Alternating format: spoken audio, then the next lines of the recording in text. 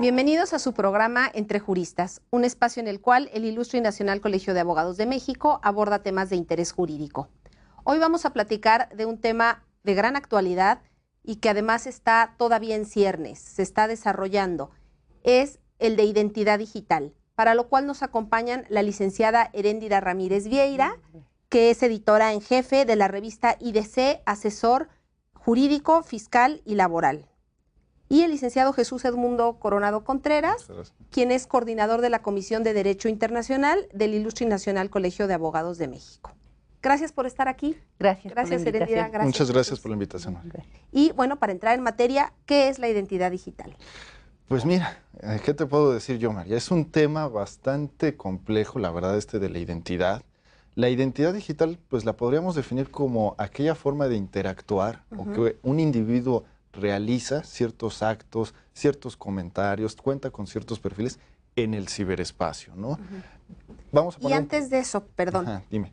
Empecemos por decir qué es la identidad. Exactamente, la identidad, mira, pues, ¿qué podemos decir? Son los rasgos propios de un individuo, ¿no? Que pueden ser, pues, el nombre, el domicilio, la nacionalidad, inclusive podemos hasta incorporar la profesión, el oficio, varios puntos, ¿no? Depende muchas veces en qué sentido o qué querramos englobar dentro de esta identidad. Y características físicas. Físicas, ¿no? Incluso a veces el pasaporte. El pasaporte pudiera ser el documento, por decirlo así, que identifica el famoso DNI, el Documento Nacional de Identidad, que en nuestro país pues pudiera ser la CURP o el caso también de la famosa credencial de elector, ¿no?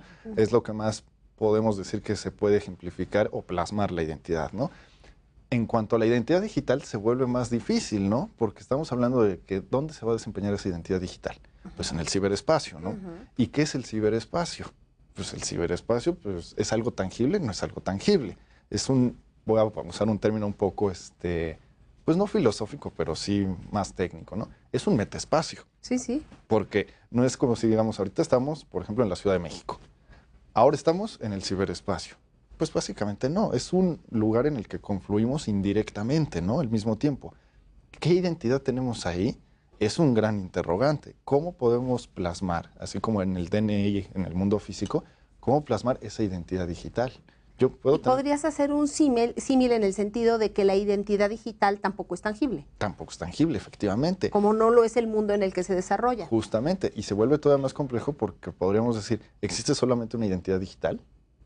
¿O existen varias? ¿No? Porque si yo voy a englobar la identidad como ciertos rasgos, ciertos perfiles, yo puedo tener, ¿cuántas cuentas de correo te gusta que puede tener una persona? Sí. N cantidad. Ilimitado. ¿Cuántas redes sociales puede tener una persona? Millones, ¿no? Ahora, ¿todos se van a englobar en uno solo? ¿O cómo van a confluir, no? O sea, puede haber varios Jesús Coronados digitales, pudiera ser, ¿no? Ahora, hay cierta regulación o ciertos intentos que se han hecho a nivel, por así decirlo, sobre todo de la Unión Europea, ¿no? Tenemos ciertos intentos por querer regular esto, ¿no? Ahorita recientemente, el 29 de septiembre, déjame corregir si no es así, se publicó un reglamento específico del Consejo de Europa y de la Unión Europea en el sentido de tener un documento transfronterizo digital, ¿no? Que los europeos, ahora sí que en este intento por querer englobar a émulo del pasaporte, justamente, pero en el mundo digital. ¿No? ¿Y eso qué implica? Pues al final del día, el facilitar, el tener un solo documento, pues que nos va a ayudar a prevenir una serie de ¿qué? De ciberdelitos y demás problemas, ¿no?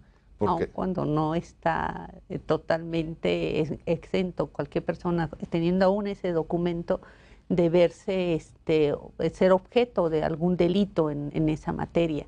Aquí el problema que yo veo es que tenemos una identidad que materializamos o la que la mayoría de las personas conocen a través de las credenciales, ¿no? En nuestro país ni siquiera hemos podido lograr tener una identidad ciudadana general, Y desde 1990 que se reformó el artículo 36 de la Constitución, se estableció la obligación de los mexicanos a registrarse en un registro nacional de ciudadanos y que el Estado emitiría una cédula de identificación ciudadana. Se retomó el proceso con el presidente Calderón y después en el Pacto por México con Peña Nieto se estableció un punto de acuerdo para que al menos los menores de 18 años tuvieran una cédula de identificación nacional. Es decir, la identificación es un derecho humano, pero muchos nacionales e igual de extranjeros ni siquiera tienen el documento principal de identificación, que es el acta de nacimiento. Muchos mexicanos carecen del acta de nacimiento. Ahora, si lo vamos a manera global, claro, y vemos a los medios electrónicos, dices, una persona que ni siquiera puede tener un acta de nacimiento puede tener una identidad digital. Claro. Y múltiples, además, sí, ¿no? Y múltiples. Porque yo puedo ser, y no necesariamente, yo puedo tener el mismo nombre. Porque yo pudiera ponerme cualquier nombre dentro del ciberespacio, alias, cualquier alias. O sea, yo pudiera ser Jesús Coronado en el mundo físico y Edmundo Contreras en el mundo digital. Claro. Sin ningún problema, justamente por lo que dice Heréndira. Al final del día, se ha intentado regularizar en el plano físico, sobre todo en nuestro país, pero han sido intentos hasta cierto punto magros o no se han consumado realmente. A mí me pasó, ahora sí que cuento la anécdota, una vez en Italia, cuando yo estuve haciendo mi maestría, me pidieron mi identificación. No el pasaporte. En ese momento yo no traía el pasaporte a la mano. Traía únicamente mi credencial de lector. Y lo que me dijeron ellos es esto no es una identificación. ¿Por? Porque me dicen, esto te sirve a ti para votar. Pero no es una identificación. No es una identificación. Pero tiene todos los elementos. Tiene todos los elementos, pero quien la emite es el Instituto Nacional Electoral. Y ellos esperarían que la emitiera el Estado mexicano. El Ministerio del Interior, por así decirlo, o la Secretaría de Gobernación en nuestro caso, ¿no? Entonces ellos dicen, ok, pero pues este documento tú lo usas para votar. Sí, efectivamente, sí, claro, pero también es mi documento de identidad. Y no lo entienden. No lo entienden. Para ellos dicen, ¿cómo tu documento para votar es tu misma identidad? Entonces no es necesario, y es más, no es así, que coincidan la identidad normal con la identidad digital. Todo lo contrario, mucha gente utiliza avatar para poderse identificar, mete el nombre que quiere en las redes sociales, la imagen que quiere. Y la imagen que quiere, y eso también propicia a que pueda ser sujeto a fraudes, al robo de sus propios datos, y ahí se entrelazan otras materias, porque no solo tendríamos que ver la materia de los delitos del robo de la identidad, sino estaríamos hablando también datos personales, estamos hablando del bullying que se puedan hacer con el uso de nuestros datos, que si fraudes, todo esto va entrelazado con la identidad digital. Y otros delitos originados a lo mejor en esto, que no son propiamente delitos digitales. Digitales, no, y inclusive son delitos, María, que pueden ser iniciar en el mundo digital y concluir en el mundo físico. Claro. Heréndira mencionaba ahorita el caso del bullying. Sí, sí. ¿Qué evita, por ejemplo? Ahora sí que no voy a dar ideas, pero son situaciones que pasan en el mundo real. ¿Qué pasa cuando un niño abre una cuenta en una red social a nombre de otro? Y lo puede hacer. O un adulto se hace pasar por niño. Exactamente. ¿no? O sea, hay incluso anuncios, programas y cápsulas preventivos para esto. Justamente, se pueden presentar muchísimos casos. Te vas a pasar por alguien más con malas intenciones. Exactamente, porque nada evita que alguien tome una fotografía, la utilice, ponga un alias, y como decía Heréndira, se presta que eso es un robo de identidad. Claro. Ahora, ¿está regulado? Está medianamente regulado, pero está mal regulado también. A ver, antes de entrar en la regulación, dime cuáles son los elementos que conforman la identidad digital. Mira, pudieran ser, ahora sí que si quisiéramos clasificarlos o catalogarlos, yo te diría que puede ser efectivamente el nombre, los perfiles, porque si quisiéramos englobarlos, yo diría en un mismo perfil deberían entrar dentro de la identidad, básicamente, mis perfiles tanto en redes sociales como mis perfiles de cuentas de correo, mis comentarios y el mismo interacción que yo tenga, porque lo ideal sería, ahora si no me corregirá, lo ideal es que yo tuviera una sola identidad para todo esto. Lo que sucede en la práctica, ya lo anunciaba ella minutos antes, se presta para multiplicidad. Y yo voy a poner hasta un ejemplo un poco burdo, pero a ver, tenemos dos cuentas de correo por lo general la mayoría de las personas. Sí. ¿Por qué? Porque tenemos de entrada la cuenta personal y la cuenta del trabajo. ¿Es la misma? No es la misma. No es la misma. nos hacen ese desglose. Ahora, yo puedo abrir una cuenta en redes sociales de carácter personal y una oficial. ¿Qué le pasa? Por laboral, ejemplo, ¿no? El LinkedIn. El LinkedIn, por así decirlo. Ahora, hay muchos, pasa muchísimo, sobre todo con las personas políticamente expuestas. Tienen su perfil oficial en redes sociales, dígase Twitter, dígase Facebook, donde emiten ciertos comunicados de índole oficial. Y otros en los que lo hacen ya sus comentarios personales, ¿no? O muchos lo mezclan. Ahora, ¿está bien que esté de esa manera o tendría que estar? Ahora, hasta ahí no me parece, no sé del tema, pero hasta ahí no me parece grave. Eso lo grave es que se use esa multiplicidad de identidades para delinquir. Que la identidad, los elementos de la identidad digital podremos resumirlos como en tres momentos, ¿no? Sí. En el momento en que yo lo genero, en todas las claves que realizo para poder introducirme a los diferentes portales, la que me generan terceros, que puede ser desde el propio Estado, las que me pide para poder generar y hacer mis trámites, y las que genero yo, la e-firma, y la que genero yo en mi relación con los terceros. En mi relación, entonces tengo una multiplicidad de identidades que me pueden generar problemas, sí, en tanto que una persona con mala fe pueda utilizarlas y generar acciones, ya sea contra terceros o contra mí mismo, para poder afectar mi patrimonio o hasta mi estabilidad emocional. No, y la simple imagen de la persona. La simple imagen se vea afectada por esa situación. No se ha logrado tener una sola identidad porque el Internet, si vamos hablando de manera global, el Internet todos pensamos que es gratis. El Internet no es gratuito, el Internet pagamos con nuestra intimidad el Internet. Qué interesante. Es decir, estamos dando todos esos datos que generamos, les sirven a las empresas para generar negocios. Entonces, entre más entremos a Internet, estamos dejando rasgos de nuestra personalidad y de nuestra identidad en todo en el ciberespacio, y esos datos generan negocios, generan para saber a dónde voy, qué negocios pueden abrir, etcétera. Entonces estoy pagando con mi intimidad eso. Y por otro lado, se ha discutido mucho que lo cierro, genero una sola clave, y entonces, ¿en dónde está la transparencia que pedimos? No, y uno se vuelve un exiliado digital al final del día. O simplemente me excluyo. Exactamente. Ahora sí que uno solito se aísla literalmente del mundo digital, justamente por no tener esa interacción, por limitarla y no compartir, como dice Erendira, los datos, porque al final del día, así como el siglo pasado decíamos, el petróleo es el recurso más valioso, en la actualidad los datos personales son lo más valioso, porque como bien señala Erendira, le sirven mucho a las empresas, a los gigantes digitales, sobre todo, dígase un Google, dígase un Facebook, dígase un desde Amazon. Para anunciarte a ti específicamente determinados productos. Yo hago una búsqueda en Google el día de hoy, poniendo un ejemplo, restaurante argentino. Bueno, van a salir una serie de resultados.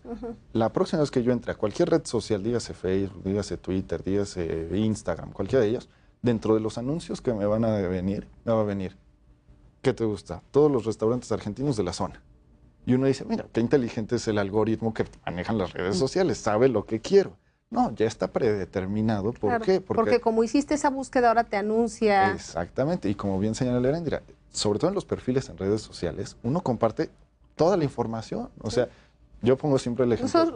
No solo tuya, a veces también de tu familia. Terceros. Yo pongo siempre el ejemplo de mi hermana. A mi hermana le encanta tomar fotografías. A mí no me gusta salir en fotografías. Voy a poner el caso. Yo no quiero salir en fotografías, yo no las subo, pero las sube ella.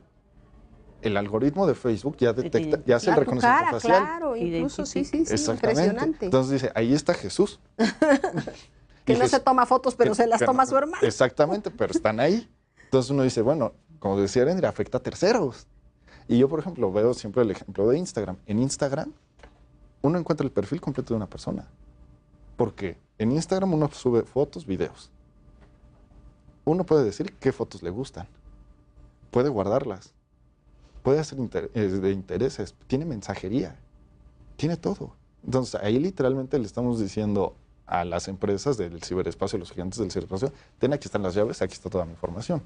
Hubo una obra de teatro que no sé si vieron, que se llamaba Privacidad. Exactamente. Sí. Interesantísima, verdaderamente salías de ahí choqueado. Dentro de los grandes debates que hemos tenido ahora sí que en estos temas del ciberespacio está justamente ese. ¿existe todavía la privacidad? O sea, yo ahorita puedo sentarme a decir, oigan, nadie me conoce. Respeten mi privacidad en el medio digital. Ahora sí que sustraigamos un poco del espacio físico. ¿En el medio digital existe la privacidad? O sea, yo puedo decirle a Facebook, oye, no reveles mis datos. Pues se los estoy compartiendo, yo mismo se los estoy dando. Como decía Erendira, al final del día yo muestro mis intereses, pongo esto, guardo esta foto, subo este video, al fin interactúo con estas personas, intercambio mensajes. Uno dice, ¿realmente existe todavía la privacidad? O sea, yo puedo alegar. Solo el simple ejemplo, en el problema que tuvo Facebook de revelación de datos, mucha gente dijo, me doy de baja en el Facebook, y se dieron de baja a muchísima gente. No pasó más de 5 días cuando esa misma gente se volvió a dar de alta. Entonces, eso te demuestra que la gente prefiere que se invada su privacidad o dar sus datos. Exacto. Que dejar estar fuera del ciberespacio, de todo lo que se está manejando. Porque si no te aíslas y no podrías tener una relación en la comunidad a la que ahorita pertenecemos. Entonces, ese es el costo. Y la dependencia que tenemos ya marcada en la tecnología. Claro. O sea, ahorita ya tenemos una dependencia nadie puede estar sin el celular, literalmente, o el smartphone o de cualquier dispositivo, viendo el correo. O sea, el día que se le olvida a uno el correo. Ah, no, bueno. Es como fin del mundo. Exactamente, ese día esa persona no existe. Sí. Bueno, pues vamos brevemente a un corte y les voy a pedir que de regreso abordemos el tema de la regulación. Perfectísimo. No se vaya, volvemos rapidísimo.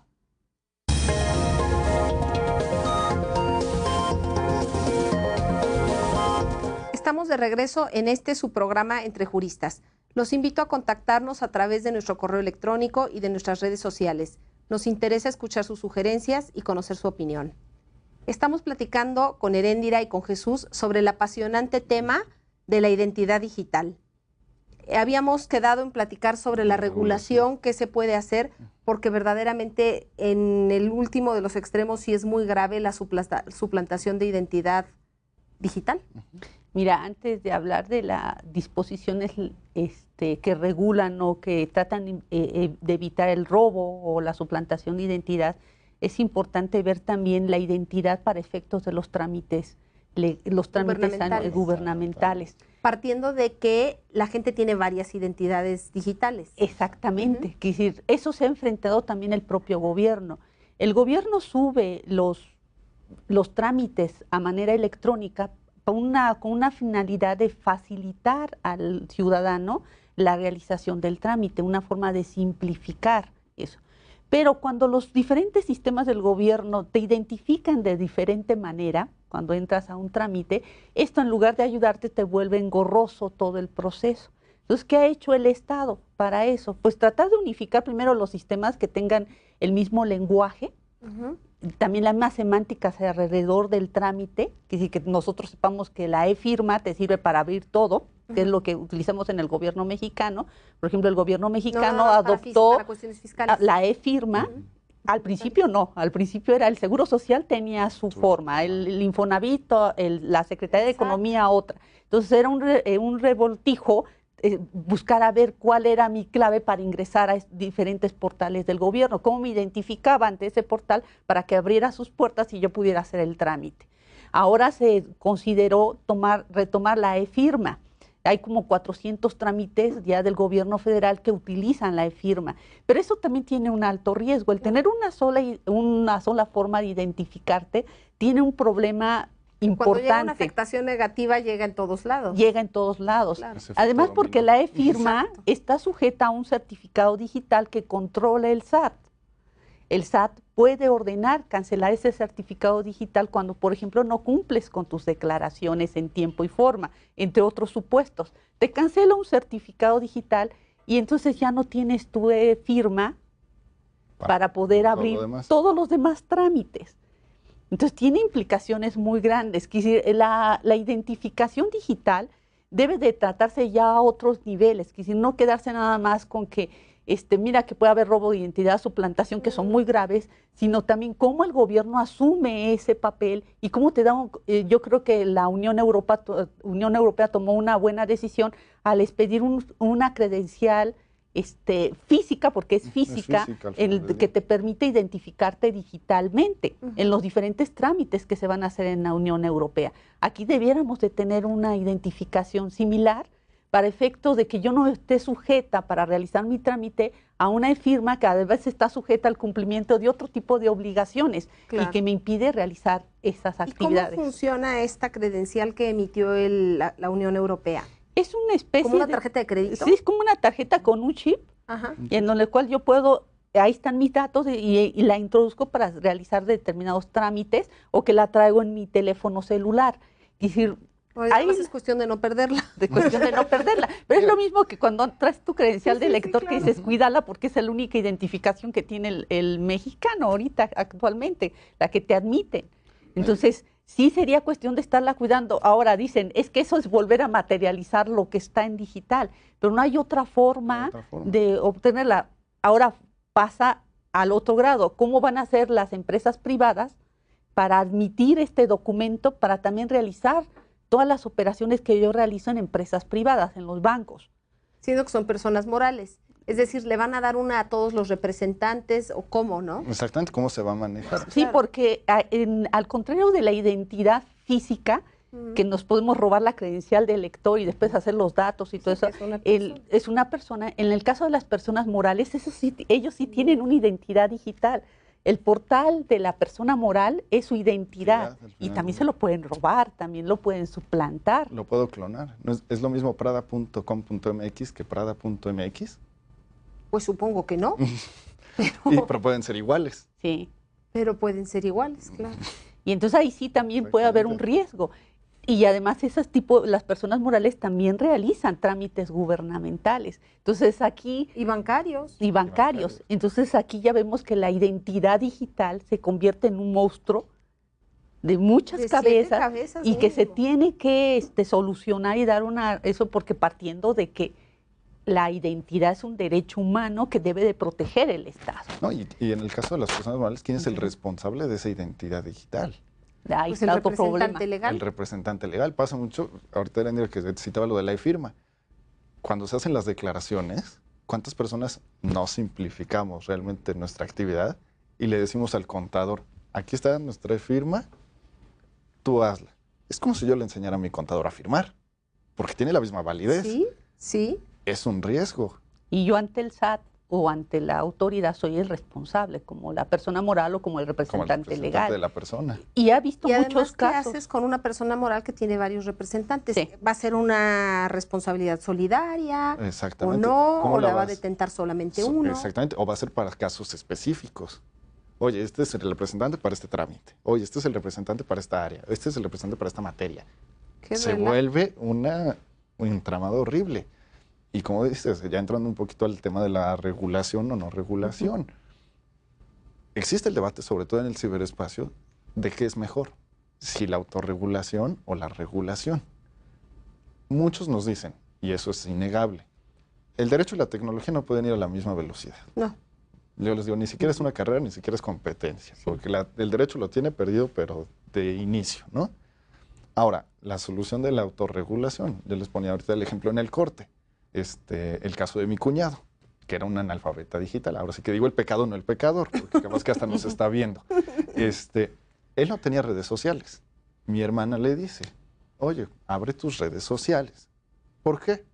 Justamente para que seas tú quien las maneje y no alguien por ti. Bueno, abre su perfil de Facebook. Sí, esa es otra también regla. Mejor ábrelo tú a que alguien más. Controla tus redes. Claro. Controla tus propias redes. Claro. Abre su perfil de Facebook. Y bueno, está bien, sube su foto, mete ciertos datos, perfiles, hace ciertas publicaciones esporádicas, ¿no? A la par él tenía su WordPress, que en ese entonces, ya lo estoy balconeando con la edad, en ese entonces que eran muy famosos los blogs, él subía sus publicaciones porque le gusta escribir mucho. Un buen día en la mañana mi hermana se percata de que recibió una notificación, una solicitud de amistad de otra persona que se llamaba igual que mi cuñado. Y ya saben, el reclamo mañanero de, oye, no lo sabes usar, ¿por qué me eliminaste? ¿Por qué me vuelves a agregar? El otro con cara de estupefacto dice, pues, ¿de qué me estás hablando? Era un clon. O sea, alguien que había tomado su foto de WordPress, la había puesto en un perfil de Facebook. El mismo clon tenía más amigos que el original. La solución de la autorregulación fue contactar a Facebook, probarle a Facebook, en este caso, oye, fíjate que este es el apócrifo, aquí tengo un documento, los documentos que avalan que yo soy el original, y se dio de baja. Pero yo les digo, en ese sentido, no se sabe qué conversaciones tuvo esta persona, o este individuo. Ni con qué intenciones Ni con abrió. qué intenciones. Yo le decía, seguramente no buenas. No buenas, seguramente, que le pudieron que implicar un menoscabo en su imagen, en su reputación, en su patrimonio también. Porque sí, claro, simplemente el robo de los derechos de autor también se hace mucho, en parte, por el robo de la identidad o la suplantación de la identidad. Ahora, se afectan derechos de autor también. Se afectan derechos de autor. Yo les digo, esa es la solución de la autorregulación. Y yo le decía a mi cuñado en ese entonces, no te sorprendas si un buen día en la calle alguien te suelta un golpe. Conocido o desconocido, porque no sabes qué conversaciones sostuvo. ¿Qué hizo tu clon? Este individuo, exactamente. Y al final del día yo les digo, ¿qué garantía de no repetición tiene? Ninguna. Ninguna. Yo les digo, esa es la solución de la autorregulación. Si yo dejo que la tecnología se regule así, vamos a tener esos problemas. Heréndira tocaba el punto del robo y la suplantación de la identidad. A nivel legislativo, sí hay cierta regulación. O sea, los códigos penales, sobre todo, lo han intentado a nivel estatal, intentar regular el problema. Es que además es algo que se tiene que ir regulando, no lo puedes prever. Sí. Conforme surge el problema, a ver qué solución jurídica, legal se le da. El problema es que la solución ha sido mala, porque hemos tenido malos legisladores, tanto a nivel federal como a nivel estatal. Porque ¿cuál ha sido la...? No hay una distinción. No hay una distinción entre robo y suplantación. Y usurpación. Y usurpación. Lo utilizan en forma indistinta los diferentes códigos y además también hablan de la suplantación de la personalidad. Exactamente. Y tú dices, bueno, la personalidad jurídica es muy diferente a la identidad. La personalidad jurídica te la otorga el derecho a través de atribuirte que puedes ser sujeto de derechos y obligaciones, que no tiene que ver necesariamente con la identidad. No. Y lo que se trata de proteger aquí es la identidad, no la personalidad jurídica. Y en algunas disposiciones está manejado de manera indistinta. Eso hace muy difícil. Crea confusión. Crea confusión y muy difícil de litigarlo, muy difícil de promover una acción de tipo penal. La última reforma, por ejemplo, la que se estableció en el artículo 110 del Código Fiscal de la Federación, que fue para proteger básicamente más al fisco, porque ha visto muchos casos en donde la gente entrando a la página del SAT se da de alta con una identidad distinta y utiliza esa identidad para obtener estímulos fiscales, para crear las empresas fantasmas que venden los comprobantes fiscales, etcétera, y entonces se crea un delito específico para castigar eso, pero la disposición del código habla de manera indistinta de personalidad y de identidad. Sabemos que en el caso específico de la materia fiscal, pues estamos hablando de personas morales y físicas, pero al no hacer la distinción de manera congruente el legislador, deja casi inaplicable la disposición. Entonces eso es muy importante, los diferentes códigos penales también, creo que el más completo es el de Nuevo León y Jalisco que establecen los supuestos, todos los demás códigos hablan más de la identidad, pero la identidad material, que si la de que perdí mi credencial y abro una cuenta. Y abro una cuenta, eso, que era lo que se hacía hace tiempo, pero ahorita ya se puede hacer de diferentes maneras, más fácil hacerlo electrónico. Y es mucho más difícil detectar cuando hay una suplantación de la identidad digital que la suplantación física. No, y además, por ejemplo, no es lo mismo el robo, porque los códigos penales, como decía Heréndira, nos hablan o de suplantación o de usurpación, no hablan del robo. Porque el robo es la sustracción de información o de datos, pero no necesariamente yo robo tus datos, María, y eso no quiere decir que yo suplante tu identidad, porque yo puedo robar tus datos y vendérselos a Heréndira. Sin más. Sin más, o robarte tus mismos datos. Y es un delito, pero no me robaste tú la identidad. Y decirte a ti, ¿cuánto me das por tu información? Que es otro delito. Que es una extorsión. Una extorsión, claro. Exactamente, que es otro delito. Y la suplantación y la usurpación también lo maneja el legislador de manera indistinta. Y un día un amigo alemán me decía a mí, ustedes en español, estaba él tomando clases de español, me decía, ustedes tienen palabras para todo. Y ahí nos juegan contra el lenguaje, literalmente, porque el español es muy vasto. Me dice, pero ¿realmente hay distinción entre suplantación y usurpación? Yo les digo, los llegamos a usar como sinónimos, pero si me voy estricto, la suplantación quiere decir que yo tomo tu información y me ostento como me María. Hago pasar por ti. En tu identidad. ¿Y la usurpación qué va a implicar? La usurpación va a ser, yo tomo tu información, tus datos, y me ostento como María Audrey, conductora del programa Entre Juristas. O sea, ya implica ostentar tus funciones de un cargo. Entonces estamos hablando, como decía Erendira, son 3 conductas totalmente distintas. Claro. Y debieran ser tipos penales diferentes. Totalmente distintos, pero si la legislación penal de los estados me va a decir, es indistinta la suplantación y la usurpación de la identidad o la personalidad. Entonces, ¿cómo lo tipifico? ¿Cómo lo tipifico? ¿Y cuándo se va a actualizar además? Nunca Claro. se va a actualizar porque además estamos hablando de que materia penal es estricta. Sí, sí. Y no aplica analogía. Entonces, ¿cuándo se va a actualizar ese tipo penal? Nunca. ¿Cuántos casos tenemos de éxito? 0. Entonces dices, y luego lo meto además en materia fiscal. Caos. Hago un caos todavía peor. Y inclusive se vuelve todavía más complicado porque quienes se han tomado la delicadeza, o la molestia más bien, de empezar a analizar estos casos, no son tanto los abogados, sino los informáticos. Y los informáticos no te hablan ni de robo, ni de suplantación, ni de usurpación, te hablan del phishing. Así se llama en la jerga en la jerga informática, así se conoce, el phishing. Entonces, ¿qué voy a regular al final del día? El phishing. ¿El robo, la suplantación, la usurpación o el phishing? Sí, pero en materia penal lo tienes que regular diferente para que realmente se pueda utilizar, que sirva, exactamente. que sea útil. La extorsión que hablábamos ahorita es el ransomware. Entonces, voy a poner un código penal de ciberdelitos que voy a decir, comete el delito de phishing, ¿el qué? ¿O comete el delito de ransomware? No. O sea, se vuelve caótico. Pero entonces... Entonces valdría la pena incluso añadir un capítulo entero a los códigos. Justamente. Con una regulación adecuada. No, y no sé, se ha hablado mucho ya también de manejarlo ya a nivel internacional. Exactamente. Porque esto no es nada más en un determinado territorio, como el ciberespacio, no tiene dimensiones. Entonces, puede ser que alguien esté robando tu identidad en Estados Unidos y la esté ocupando para abrir cuentas también allá en Estados Unidos o para delinquir. ¿Y en dónde lo vas a juzgar?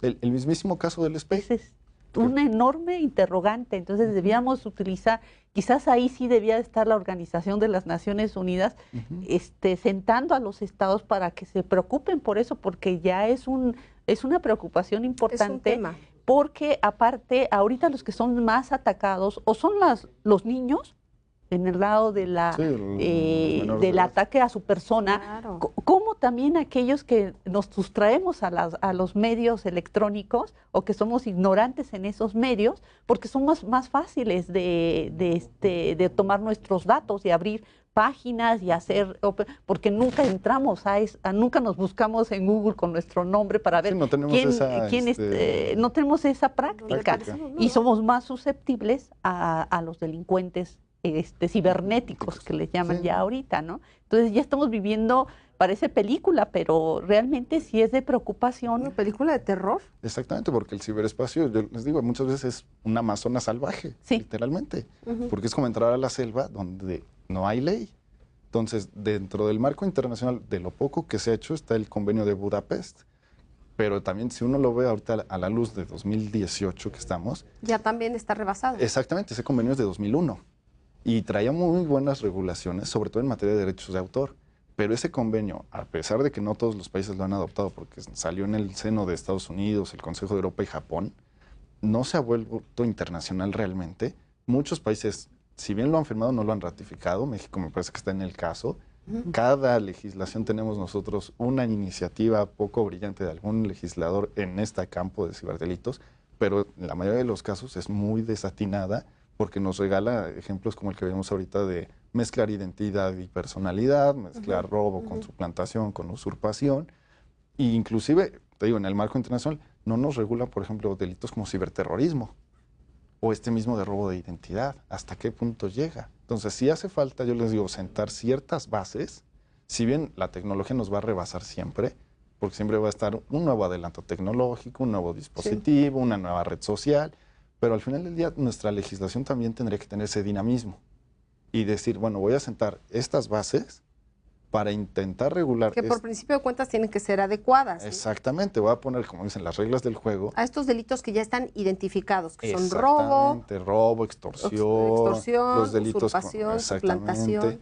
todos estos que digo, bueno, ya los identifiqué, ya sé qué suceden, y sentar las bases, inclusive así sea. Y decir conforme vayan surgiendo más o distinto, o conforme vea yo que en la práctica estos tipos penales no se adecúan, los voy modificando. Voy a ir adecuando. Además debe existir una comunicación entre el Estado y las diferentes empresas que manejan los medios electrónicos, las grandes, ¿no? Como Google, como todas las demás, para poder sentar las bases de cómo puedo dejar a mis ciudadanos que tengan la libertad y la transparencia de manejar esos medios electrónicos, porque no puedo parar esto, ya no se puede parar, y por otro tener yo como Estado la posibilidad de proteger a mis propios ciudadanos en eso y protegerme a mí mismo porque yo también voy a interactuar ahí. Entonces se tiene que sentar y hacer un diálogo, porque los ciudadanos estamos como afuera, nada más, contemplando lo que hace una empresa privada o lo que hace el Estado con nuestros datos. O incluso eventualmente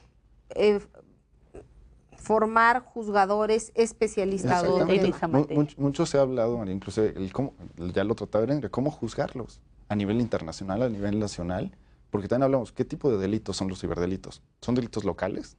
¿Son delitos internacionales? ¿Son delitos transnacionales? ¿Son delitos globales? ¿O son delitos ubicuos? Yo digo que son ubicuos, porque vuelvo al mismo punto. ¿En dónde se cometen? En el metaespacio. Sí. Entonces yo les iba a ver. O de menos inician la comisión. Inician ahí y a lo mejor sí tienen un impacto, pero pueden no tener impacto en el mundo físico. O sea, pueden limitarse, esta extorsión puede a lo mejor limitarse al mundo digital, por decirlo así. Pero ¿dónde se va a juzgar? El caso del SPEI. Si llegaron unos hackers norcoreanos utilizando servidores ucranianos para sustraer información de bancos españoles en México, ya tengo 5 legislaciones ahí.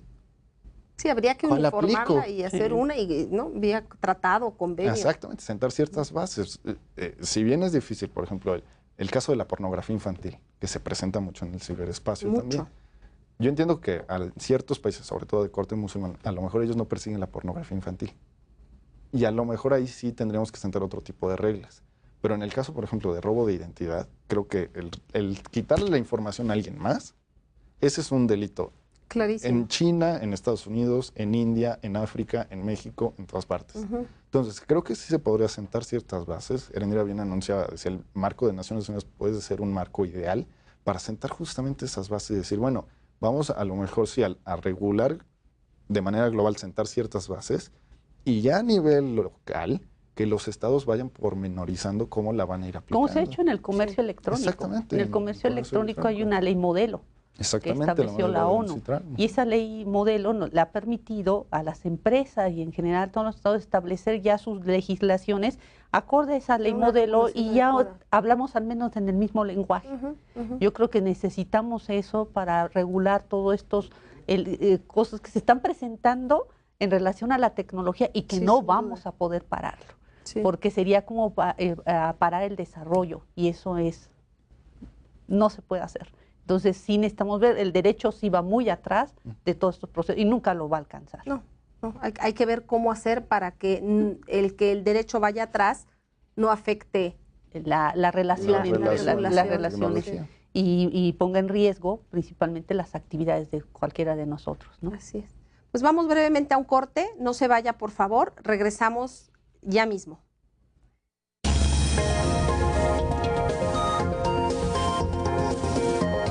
Estamos de regreso en su programa Entre Juristas, platicando sobre el apasionante tema de identidad digital. Decíamos antes de irnos a corte que la regulación de los delitos que se cometen con la identidad digital es muy deficiente. ¿Cómo protegernos entonces? Mira, ahora sí que en ese entonces, es la pregunta del $1.000.000, literalmente. No, mira, dentro de las recomendaciones ya Erendira anunciaba una, que es una práctica que la verdad nadie la usa. El estarse buscando constantemente. Sí, claro. Aunque parezca narcisismo. Parezca egocentrismo. ¿Qué se dice de mí? Sí, egocentrista, buscarse, porque, mira, hay un caso en Estados Unidos, me viene a la mente justamente en ese sentido, lo cuento brevemente. Un señor denuncia a su vecino de origen turco de que era un evasor fiscal. Ah, caray. Lo denuncia. Esta persona termina en la cárcel por cuestiones, ya sabes, de cooperación internacional, extradición y demás. El amigo turco resultó sí ser evasor fiscal. Resultó cierto, pero va a compurgar su pena en Turquía. el amigo turco va a Turquía. No conforme con eso, él dice, bueno, yo quiero saber quién me delató, quién fue el soplón, o el rajuela, por ponerlo liso y llanamente. No, pues le dicen, fue tu vecino. Pues ok. Un poco de ardor en la herida, pues el turco decide abrir una página de internet. Defraudadoresfiscales.us, por ponerle un nombre. Y sube una foto del vecino con su esposa. Y bueno, estos son defraudadores fiscales. El vecino era un prestador de servicios.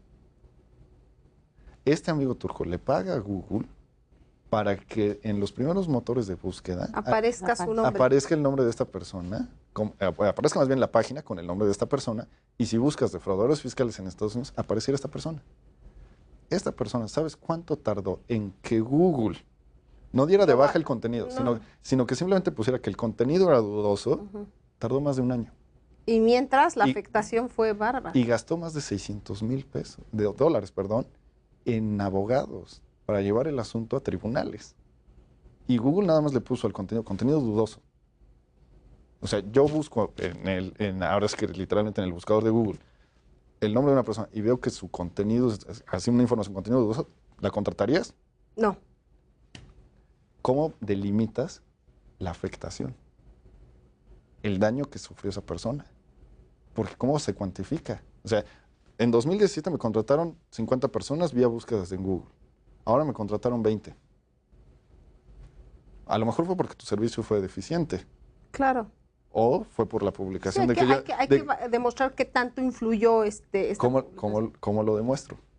Tendría que yo sentar a muchas personas y decir, oye, tú me buscaste en internet y ya no me contrataste porque viste eso, ¿sí o no? ¿Cómo lo voy a saber? Simplemente la persona que me buscó dijo, pues, yo que le voy a estar diciendo, ay, si no te contraté. Fíjate que no te contraté porque estabas aquí. Me dio miedo ver esto, claro. Fueron los menos.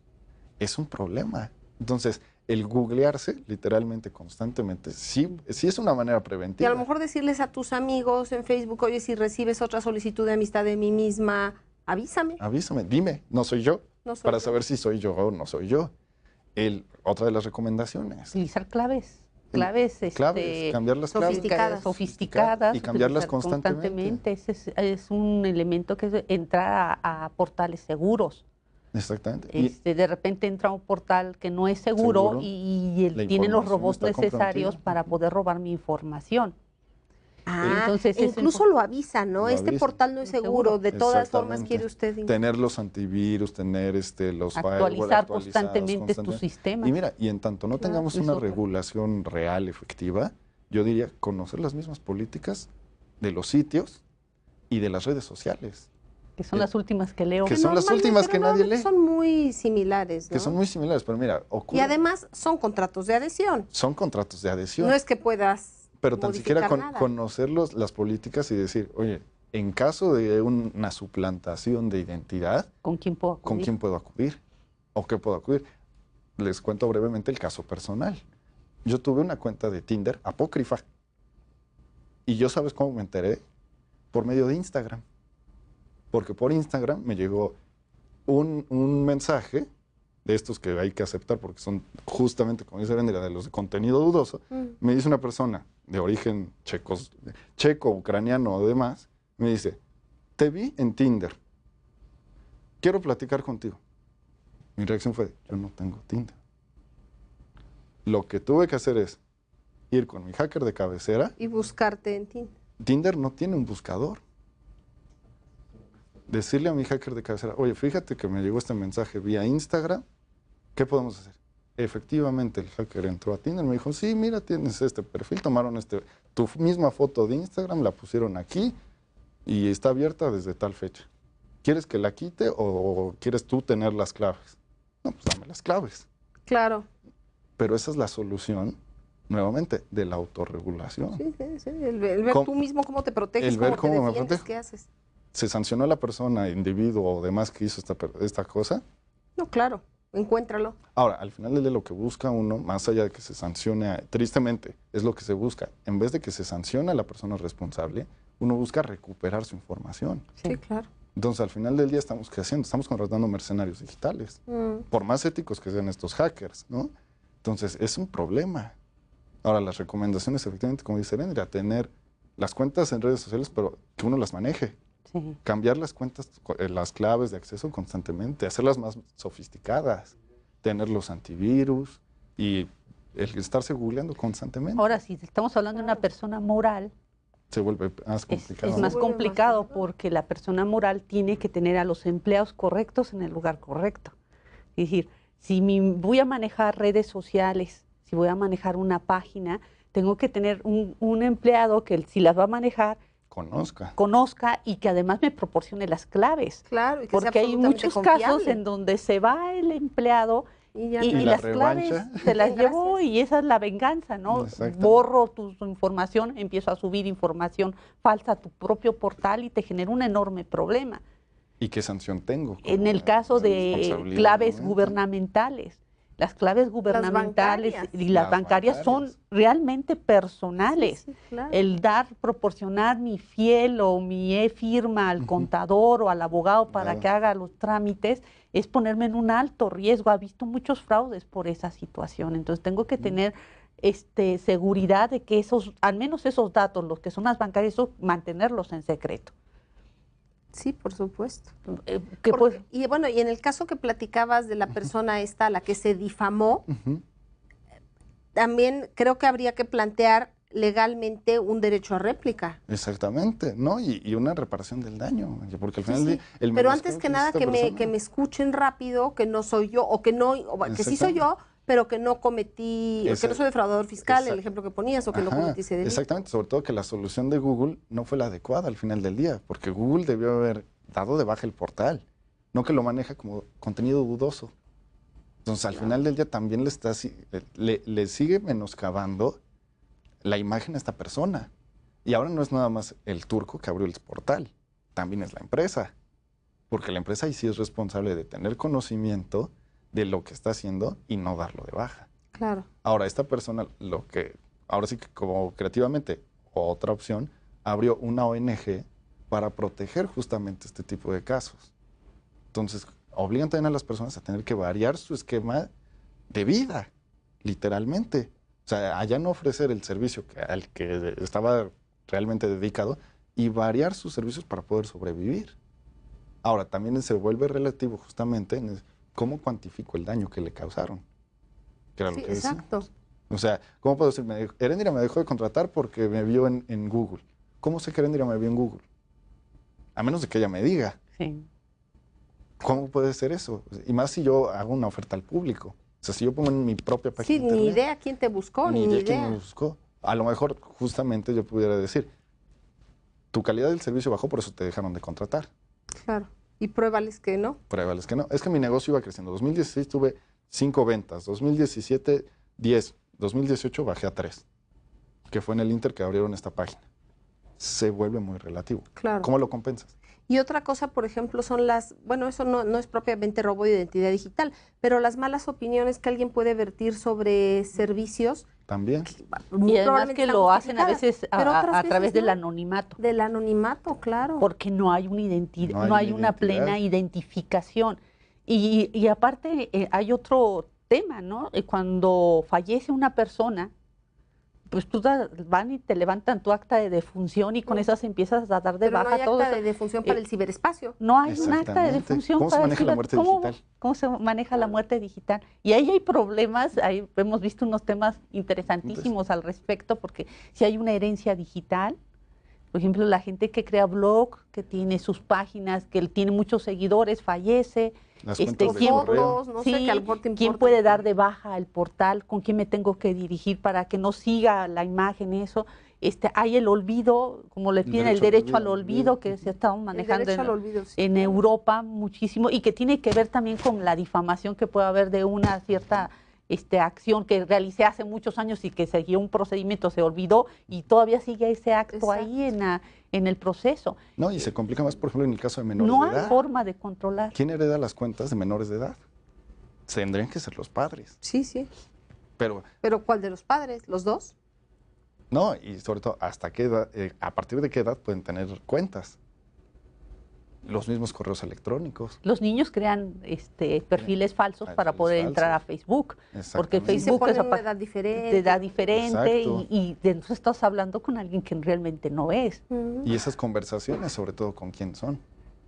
¿Se va a tener acceso a esas conversaciones? Ahora, pues no se tiene. No se tiene, por hacer el símil. ¿Qué pasaba con el correo postal cuando falleció una persona? No se abría porque era privacidad. O sí se abría. Y ahí era cuando descubrimos que tenían la casa chica, otra familia, otro tipo de trabajos y demás, ¿no? Pero en el entorno digital está regulado. No. Aunque en teoría se deberían aplicar las mismas reglas que se aplican en el mundo real. Ahora, son bienes, pero son derechos. Hay una serie de aristas que no te permite aplicarlas tal cual. Exactamente. Por ejemplo, Facebook es muy restrictivo en cuanto a cuando fallece una persona. En Alemania pasó el caso de una chica que se suicidó. Se cerró el perfil, se hizo el perfil a manera de homenaje. Los papás, esta niña se suicidó, se aventó a las vías del metro.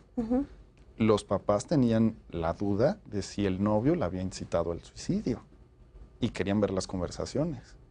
Facebook se las negó y no les dio acceso. Y el caso lo tuvo que resolver la Corte Federal Alemana. O sea, llegó hasta la Corte Federal. Y en la Corte Federal ya la Corte determinó si Facebook dale acceso a los papás. Porque ellos heredan como si fuera el correo postal. Claro, claro. Ahora, ¿es un bien? Pues sí. Cuando la red la proporciona un tercero y bajo sus condiciones. Y bajo ciertas condiciones. Y tú firmas las condiciones, por eso dices, al menos échale un ojo a las condiciones, nada más las jalamos así y clip. O sea, lo que quiero es entrar rápido, no me importa. No, dices, un contrato de adhesión, quiero entrar rápido. Y le doy clic, clic, clic y ya entro.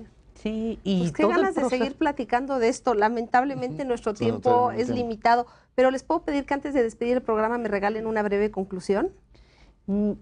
Sí, es bien difícil concluir el tema. Yo lo único que sugeriría es que no tiene conclusión. Evidentemente tenemos que tener cuidado con los datos que estamos proporcionando. Independientemente que exista la ley de datos personales, el derecho penal esté regulando mal o bien, o sea, eso tenemos que tener, es un cuidado personal, es una autorregulación. Y yo creo que para poder tener un control de eso, no queda más que la autorregulación como elemento básico para poder seguir viviendo en el ciberespacio, si lo quiero seguir haciendo así. Correcto. Sí, yo estaría en la misma línea que Erendira. Hay que tenerle miedo a los medios digitales, literalmente. Ser muy precavidos. Ser muy precavidos. Yo entiendo que el entorno digital ha simplificado mucho nuestra vida. En la vida cotidiana nos ha simplificado el poder interactuar, el facilitar muchas actividades, pero también implica ese riesgo que dice Erendira, el exponernos nosotros, nuestros datos, nuestra información, nuestra intimidad a una serie de riesgos, y en tanto no contemos con bases, una regulación adecuada, lo que dice Erendira, va a ser una autorregulación, pero una autorregulación realmente propia, en el tener cuidado dentro de las recomendaciones que decíamos, de ser mejor prevenir que lamentar, ¿no? Tristemente, vamos a tener que estar en constante actualización, porque cada día nos sale una nueva actualización, ya sea de redes, o nuevas redes, o nuevos adelantos, pero vamos a tener que estar al día en eso para intentar prevenir este tipo de situaciones. Pues se trata entonces de cuidarnos y de cuidar a nuestro entorno. Exactamente. Si vemos perfiles duplicados o así, avisar. Exactamente. Pues muchísimas gracias por haber venido hasta su casa. Gracias. Muchas gracias. Gracias. No se pierda la siguiente emisión de Entre Juristas.